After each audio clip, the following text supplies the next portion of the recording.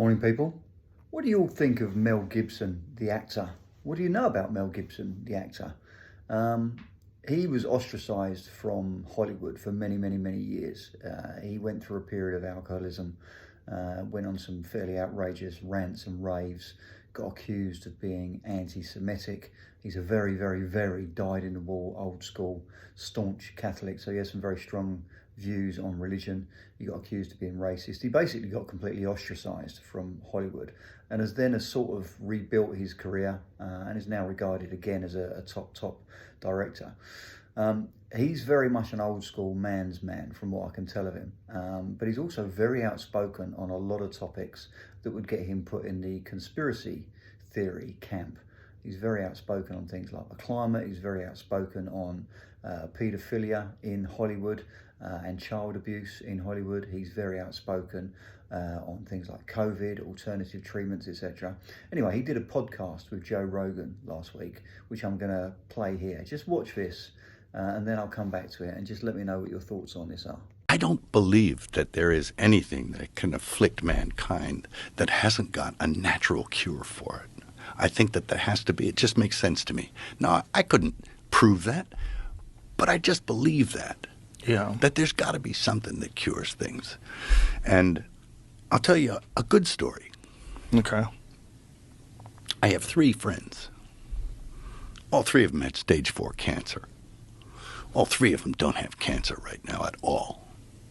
And they had some serious stuff going on. And what did they take?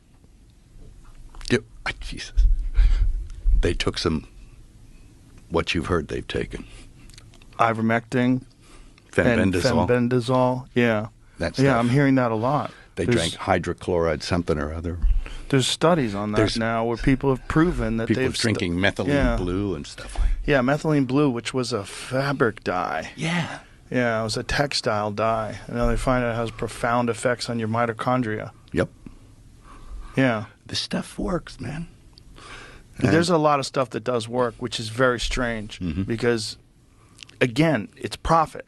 When you hear about things that are demonized and that turn out to be effective, you always wonder, well, what is going on here? Mm-hmm. How is our medical institutions, how have they failed us so that things that do cure you are not promoted because they're not profitable? That they can't control it. They don't have a patent on it, whether it's vitamin D, K2, and magnesium, Well, yeah. I'm doing zinc and quercetin. I do all that stuff. Did you do the Brecca thing? Yeah. Me too. I lost all that stuff. I lost like 30 pounds, right? It's fantastic. I was talking to Dana, and he said, I was and I said, I got to do something about this. I'm 5'10", 235, that's too fat. Yeah. So I had to sort of roll it back some. Now I'm under 200, which is about that's great. Where it should be, and it was that Brecca stuff. Mm-hmm. No, Gary's a national treasure. Yeah. And he gets shit on all over the place too. Oh, sure. Yeah. Going to sauna, but I feel better. Oh, yeah. What do you think? So he's talking openly, or not that openly actually, because he wasn't particularly willing to say it because he knows what comes down on your head when you do say it. But he was talking about alternative treatments for cancer. And then Joe Rogan came out and he named some of those treatments, so ivermectin, fenbendazole, etc.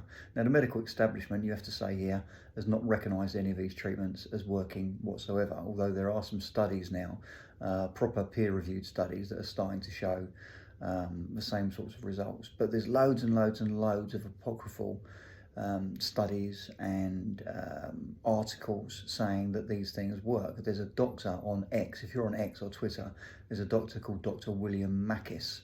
If you go and follow what he says, he's written some really interesting stuff on those 2 particular treatments and swears blind that they work.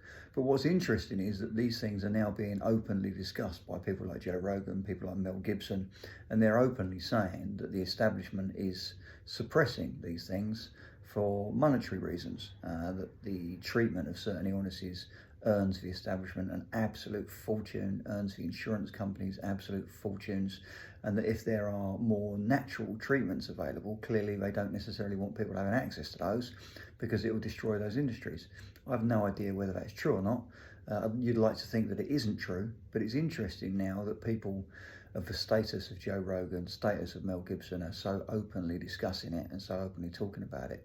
Just incidentally, on a slightly different topic, whilst Mel Gibson was filming this particular podcast with Joe Rogan, and they do talk about it in the podcast, Mel Gibson's entire house in Malibu, $14.5 million mansion, was burnt to ashes, and he lost everything in it. And full credit to the guy, because he was interviewed afterwards, and his take on it was, yeah, it's really sad, clearly, gutted to have lost my home, gutted to have lost all those personal possessions, but at the end of the day, nobody in our family was hurt, nobody was harmed. It's just stuff, and stuff can be replaced. And anyone who takes it that well has got to go up in your estimations. Top man, Mel Gibson.